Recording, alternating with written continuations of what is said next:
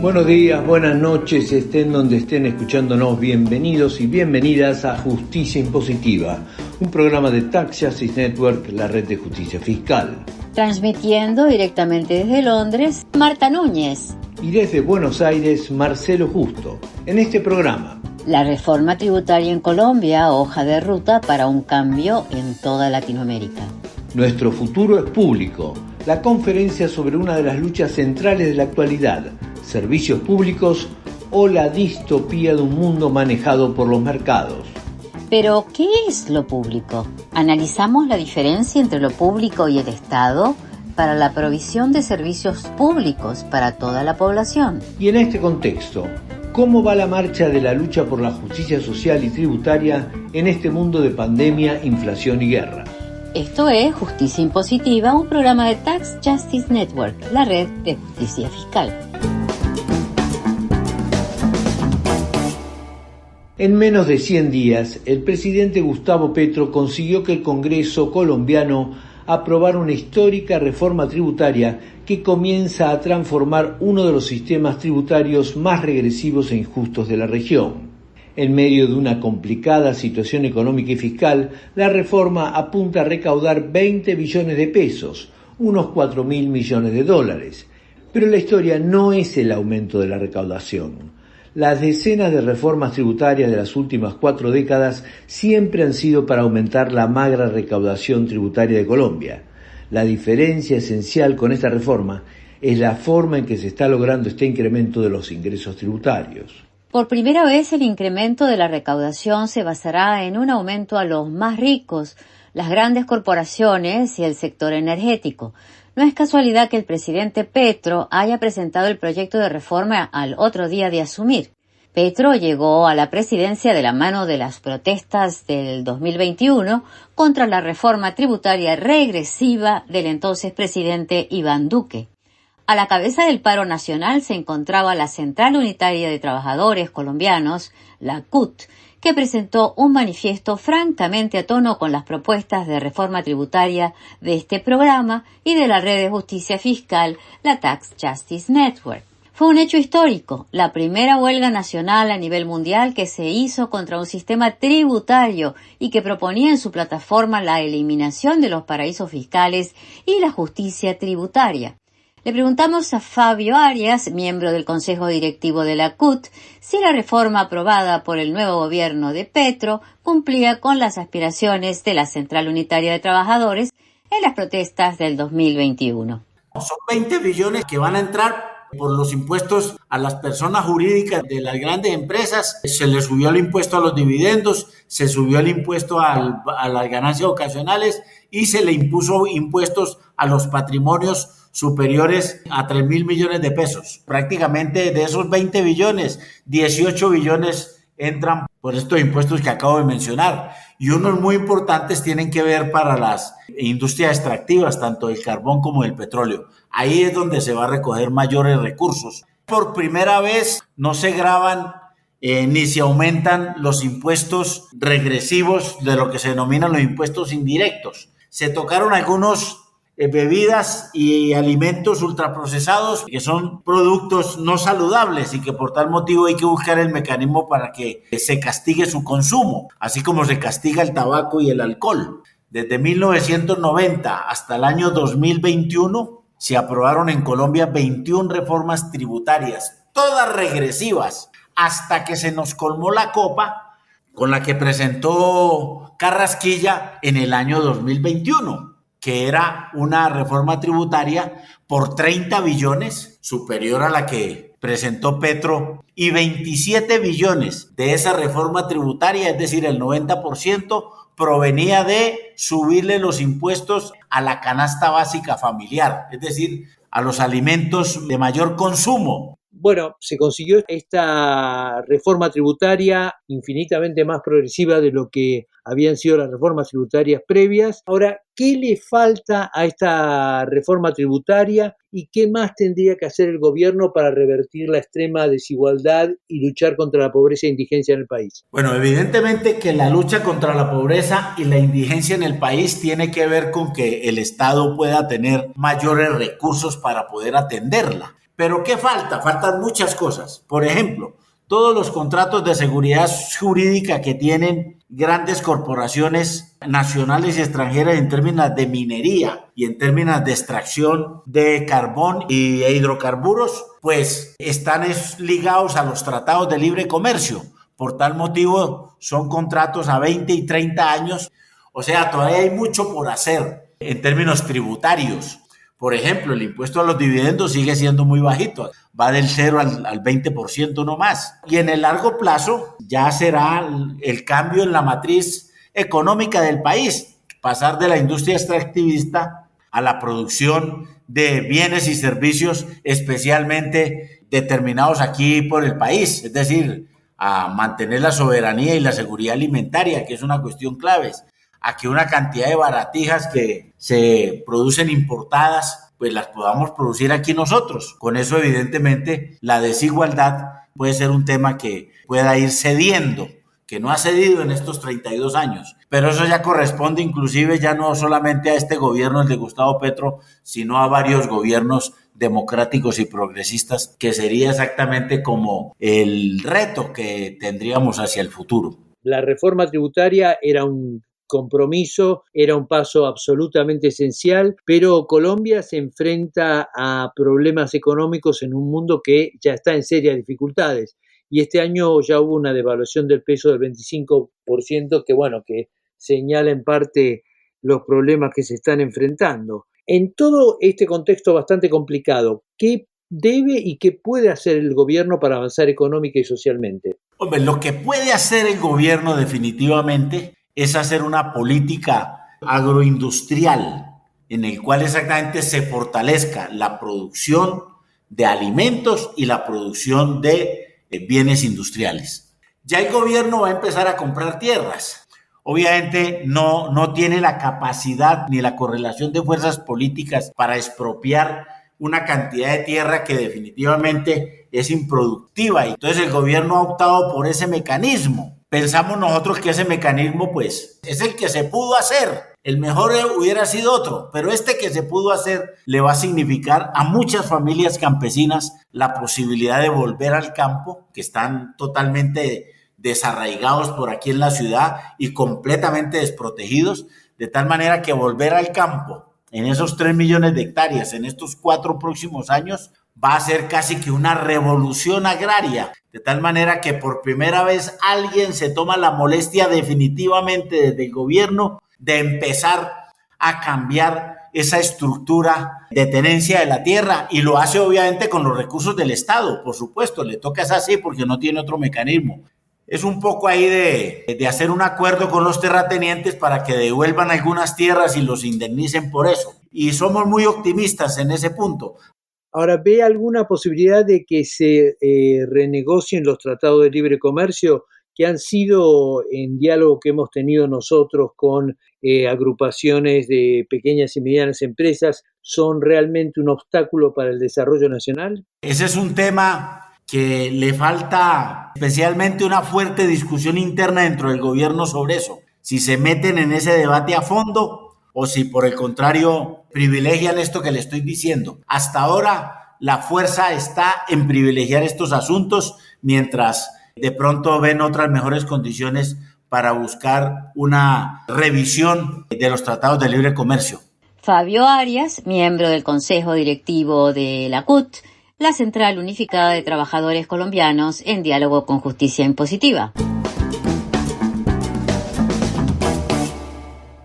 En el corazón de toda reforma tributaria progresiva están los servicios públicos básicos para una sociedad, desde salud y educación hasta energía, justicia y seguridad. Ese es el sentido de la lucha contra los paraísos fiscales y la evasión, lograr un sistema impositivo justo que financie nuestros servicios públicos y reduzca la desigualdad característica de la economía capitalista. Entre fines de noviembre y principios de diciembre del 2022 hubo 4 días de conferencia en Santiago de Chile, organizados por la Central Internacional de Trabajadores Públicos, la PSI, según las siglas en inglés, que llevaron un título revelador: Nuestro futuro es público. Esta cumbre, que reunió a trabajadores públicos de todo el mundo y decenas de organizaciones no gubernamentales, planteó que el mundo se halla frente a una encrucijada de hierro. Por un lado, una sociedad con mayor justicia social necesita servicios públicos eficientes y bien financiados. Por el otro, la alternativa es una sociedad distópica en la que los servicios esenciales de una sociedad estén regidos por el criterio de la ganancia privada y no del acceso igualitario y universal a la justicia, la educación, la salud, el agua y un largo etcétera. La pandemia abrió un momento de esperanza cuando quedó a la vista el lugar central de los servicios públicos que mantuvieron en funcionamiento sociedades paralizadas por el virus. Nada más y nada menos que ese periódico del establishment mundial, que es el Financial Times, tituló en ese momento que la pandemia era el funeral de la austeridad. La realidad es que la austeridad ha vuelto. Hoy el 85% del planeta está viviendo bajo planes de austeridad que se centran en gran medida en un recorte de los servicios públicos que hoy, en tiempos de recesión global, son más esenciales que nunca. Justicia Impositiva estuvo en la conferencia y dialogó en una parte con la secretaria general del Sindicato Internacional de Trabajadores Públicos, la italiana Rosa Pavanelli. Se ha demostrado con la pandemia claramente cómo sin servicios públicos no hay la posibilidad de salir de emergencias y de la crisis. Muchos gobiernos han invertido mucho dinero para enfrentar la emergencia de la pandemia, para sostener familias y economía con un esfuerzo económico que nunca se había visto antes. ¿Qué necesitan los servicios públicos? ¿Más financiamiento, más participación, más democracia?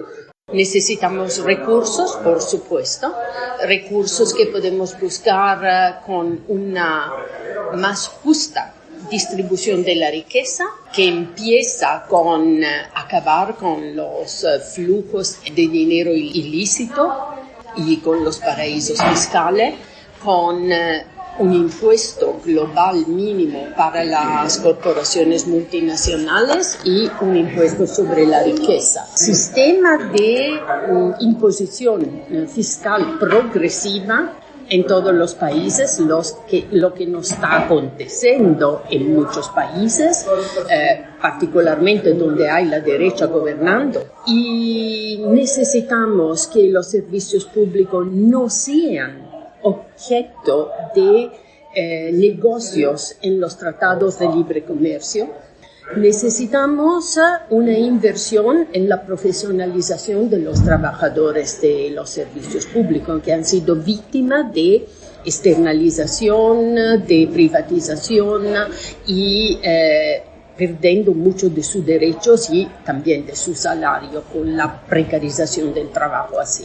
Ahora, el problema en parte es que esto es lo que no está pasando.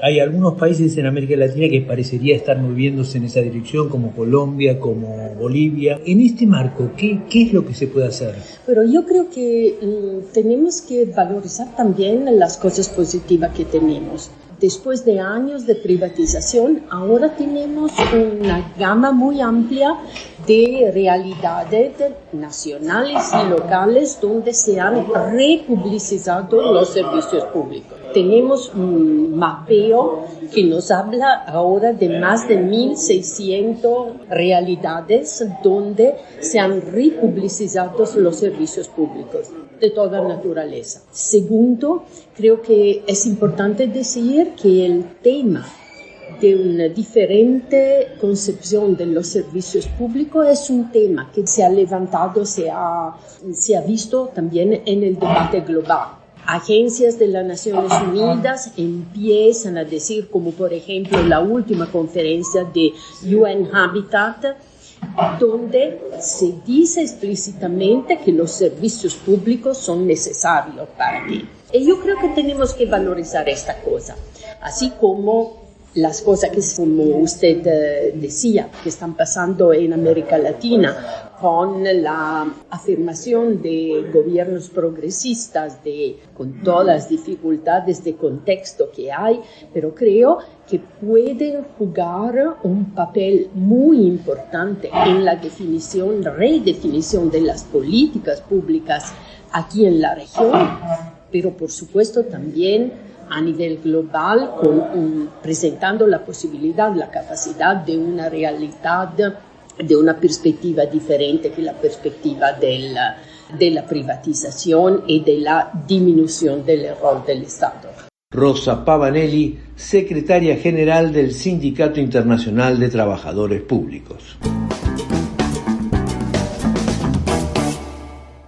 Seguimos con este importante congreso sobre el futuro de los servicios públicos. Cuando se discute el futuro de los servicios públicos, como se hizo en la conferencia en Santiago de Chile, Nuestro futuro es público, es necesario tener en claro por qué y para qué existen los impuestos. Es decir, por qué la sociedad en su conjunto tiene que resignar una parte de sus ingresos al Estado.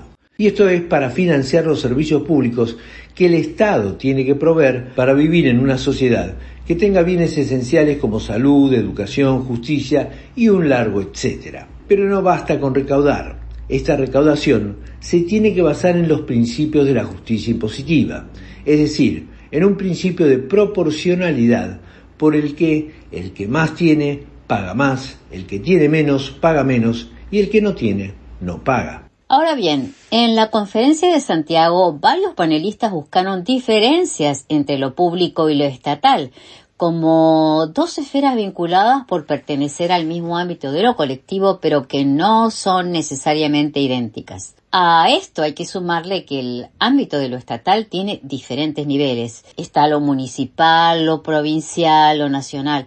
Los servicios públicos operan en todos estos niveles. Uno de los panelistas de la Conferencia de Santiago, Javier Márquez, de la Corporación Ecológica y Cultural Penca de Savia, una organización ambientalista y feminista en Colombia que viene bregando desde hace décadas por una provisión alternativa pública y popular de servicios esenciales. Márquez dialogó con Justicia Impositiva en una parte de las ponencias y comenzó por diferenciar estos distintos ámbitos en que se mueven los servicios públicos. El neoliberalismo borró toda noción de lo público como colectivo, como bienestar colectivo, como un Estado que regula relaciones sociales desde un contrato social. Un contrato social que es un contrato entre clases, es un pacto de clases para convivir sin guerra. El neoliberalismo nos lleva al consumismo extremo, a un consumismo ilimitado, a una idea de éxito que no puede existir para toda la población, a una idea de un mercado que lo regula todo y lo que hace es, digamos, generar más acumulación y más pobreza. Entonces, redefinamos qué es lo público, redefinamos qué es lo público estatal, pero también vamos más allá del Estado porque reconocemos que en la vida de las sociedades existen muchas maneras, cooperativas, formas de asociarse de la población en lo urbano, en lo rural, que resignifican ese encuentro colectivo para acceder a bienestar. Entonces, nos tenemos que preguntar qué es lo público. Cuando lo público estatal fue tomado por esa visión neoliberal, individualista y consumista, entonces hay que resignificar eso. Yo creo que las claves las dan comunidades organizadas, las da la economía social y solidaria, las dan las maneras como nos asociamos en mutuales, como nos asociamos en sindicatos, en asociaciones, en comunidades. Pero hay que resignificar eso y hay que volver a una mirada de lo público que permita sociedades de bienestar. Ahora, en la conferencia hablabas precisamente de América Latina como un laboratorio del neoliberalismo y que curiosamente, sin embargo, también en Latinoamérica en ese momento se estaba como actuando, habiendo un reflujo muy interesante y muy importante. ¿Qué ejemplos hay de todo? En América del Sur está representando un cierto viraje a la izquierda, a unas izquierdas que pues están reivindicando el Estado keynesiano, son izquierdas que no son capaces de ir más allá de un modelo liberal de Estado, pero que de todas maneras en algunos casos presentan agendas ambientales, agendas de transición energética, agendas de conservación de ecosistemas como la Amazonía, pactos en esa perspectiva.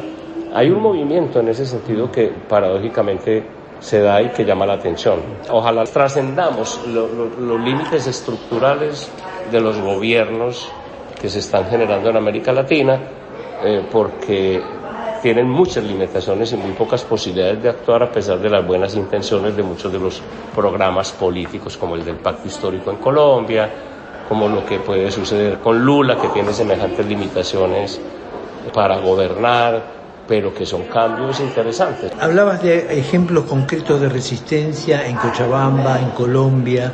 ¿Puedes un poco contarnos un poco? Sí, yo creo que nuestros pueblos han respondido. Lo que pasa es que es una respuesta difícil desde la perspectiva pues de las condiciones estructurales. La Guerra del Agua en el 2000 en Cochabamba recuperó de las manos de la Bechtel, una multinacional, la empresa pública municipal. En el Rosario, Argentina, en Colombia se ha logrado denunciar a varios acuerdos público-privados.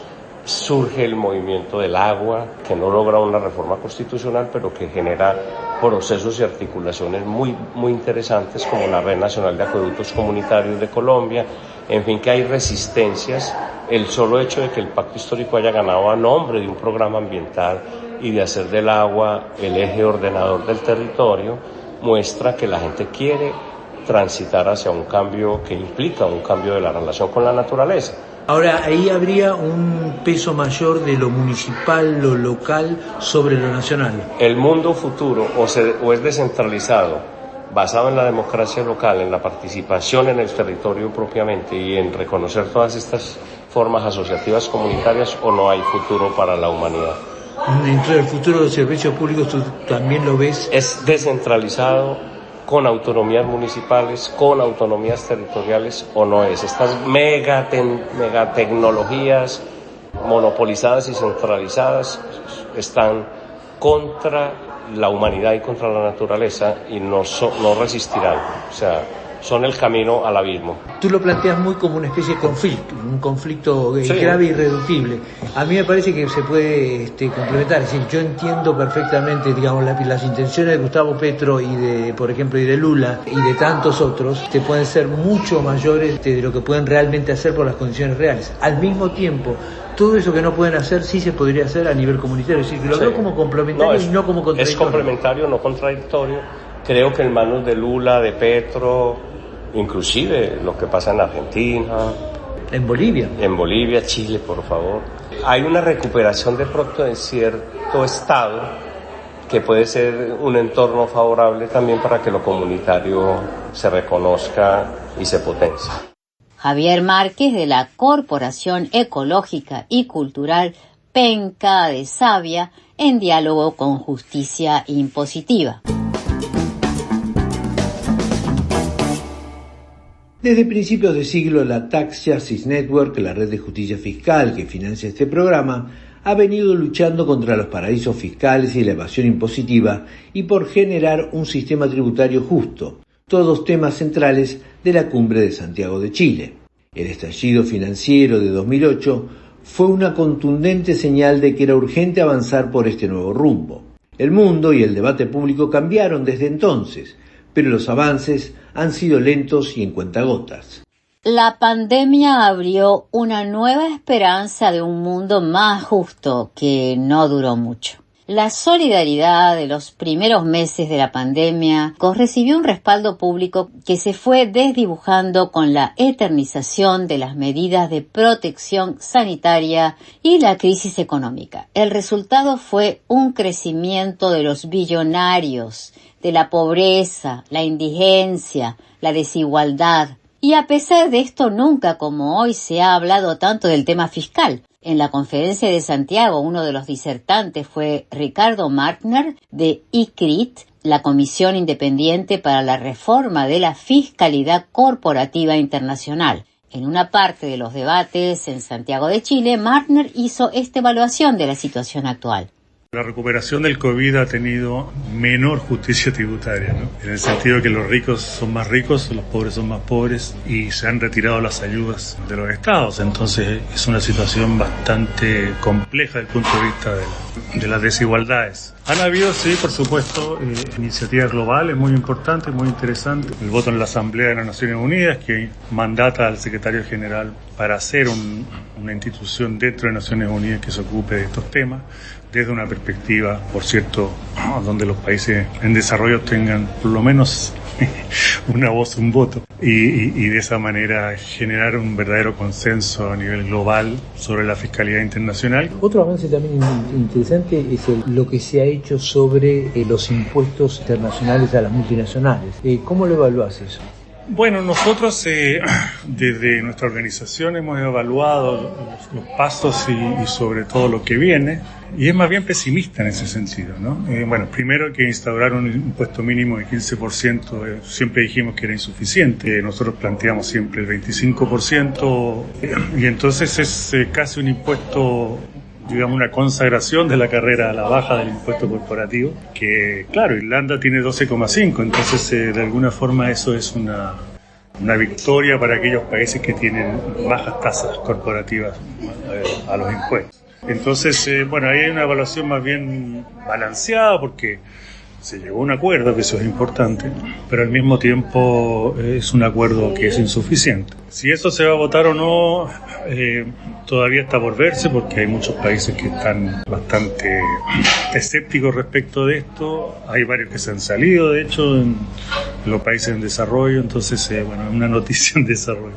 Y en el campo específico de América Latina estamos viendo curiosamente en una región que se ha caracterizado históricamente no por la progresividad tributaria, estamos viendo reformas progresivas que incluso te diría que marcan o pueden marcarle el rumbo a países de otras partes del mundo.